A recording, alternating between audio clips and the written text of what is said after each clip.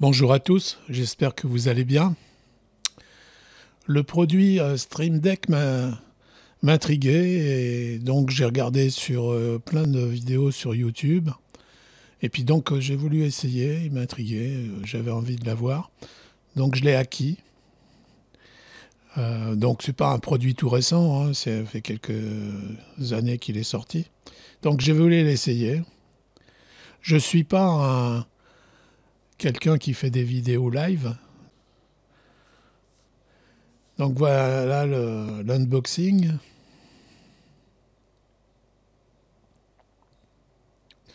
Donc le packaging est sobre et propre, correct. Donc c'est pas mal là.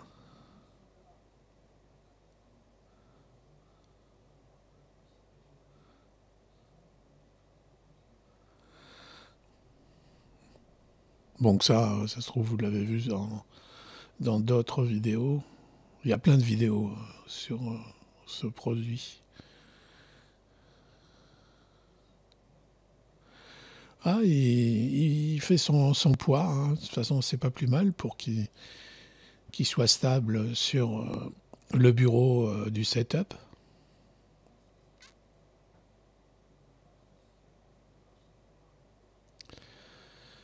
Dans cette petite boîte, il y a le petit manuel qui va vous servir pour installer et puis pour aller télécharger le logiciel d'Elgato qui fait tourner le petit boîtier.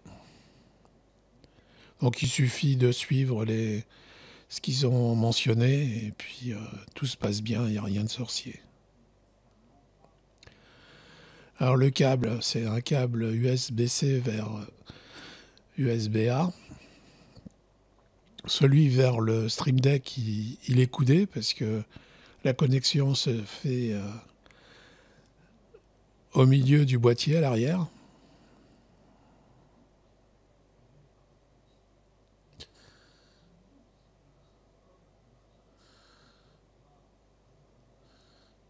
Donc le câble est assez long, ça va. Enfin. Alors ils disent de ne pas utiliser de hub. Hein. J'ai pas essayé avec un hub pour voir si c'était si néfaste que ça.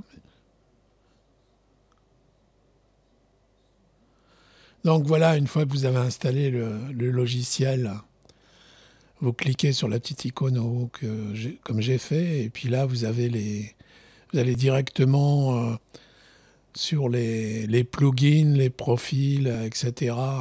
Qui sont liés à Elgato. Alors il y a des produits qui sont free, la plupart.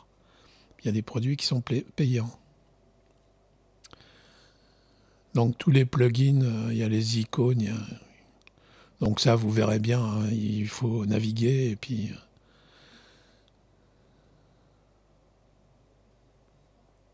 c'est assez complet. Donc il y a de la musique aussi. Tout ça, la musique, tout ça, c'est pour ceux qui font des lives, veulent leur ajouter de la musique ou d'autres choses. Donc c'est copier-glisser et puis on met sur la touche et puis tout se passe bien. C'est assez ergonomique. Donc au fur et à mesure que vous allez rajouter des plugins, ça va se rallonger là, dans cette partie à droite.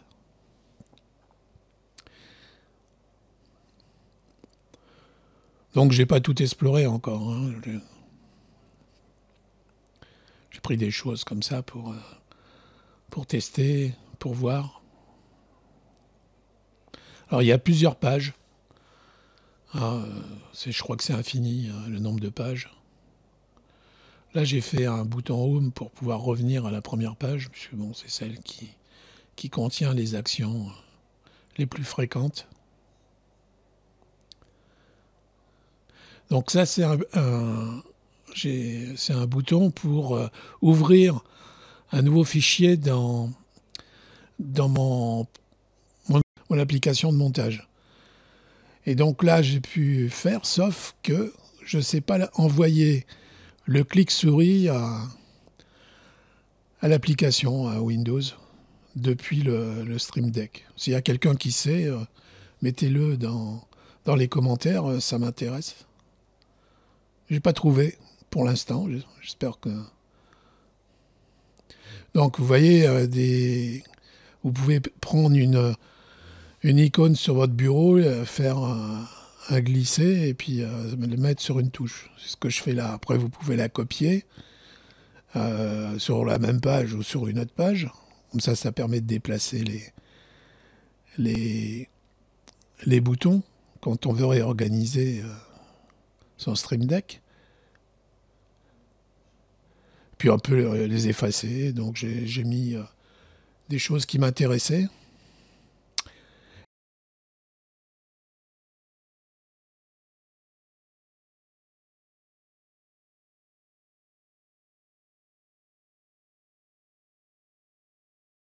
Et donc là, j'ai enregistré avec OBS. Et puis, le smartphone comme entrée vidéo via l'application Camo qui enregistre les informations via le Wi-Fi. Donc là, j'ai cliqué sur la touche qui me lance Dune. Donc, s'il n'a pas été lancé, Stream, il se lance automatiquement avec Steam, avec les jeux qui sont associés. Donc là, c'est le bouton que j'ai mis, un bouton plus et moins de son. Vous voyez la petite barre en bas, ça permet de régler le son.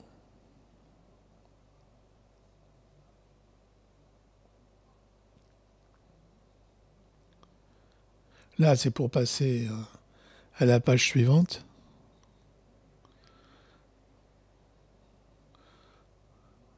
Donc là, c'est pour activer Excel.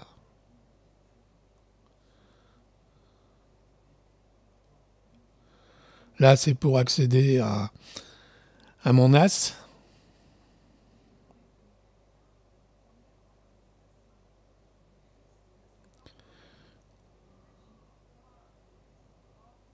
La touche Home pour revenir à la première page.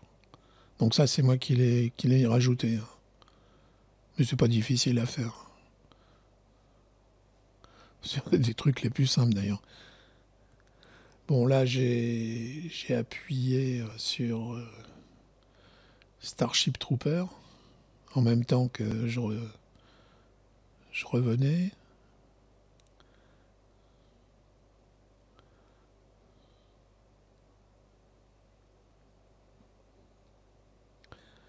Donc c'est quelque chose d'assez ergonomique. Puis au moins, on ne cherche pas ces icônes derrière des fenêtres quand elles sont cachées derrière des fenêtres. Donc ça aide à l'ergonomie sur son setup, même si on n'est pas quelqu'un qui fait du live.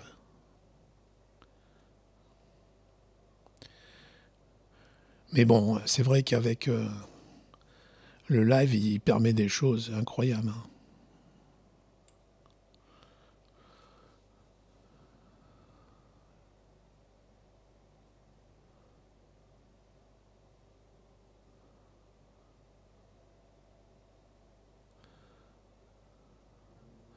Oui, là, c'était...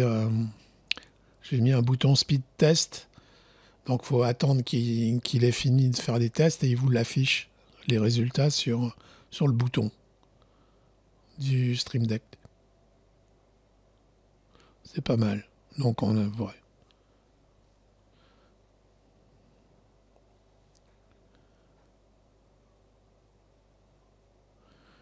Donc, quand on joue, tout ça, si on veut voir sa bande passante, ben...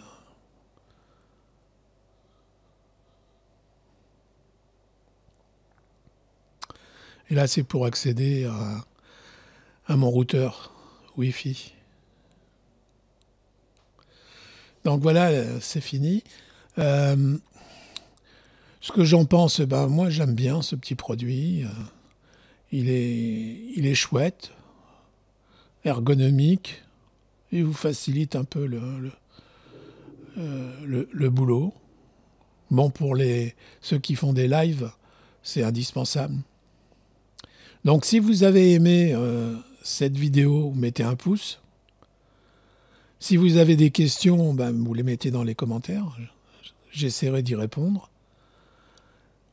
Et puis je vous dis bonne soirée ou bonne journée. Au revoir.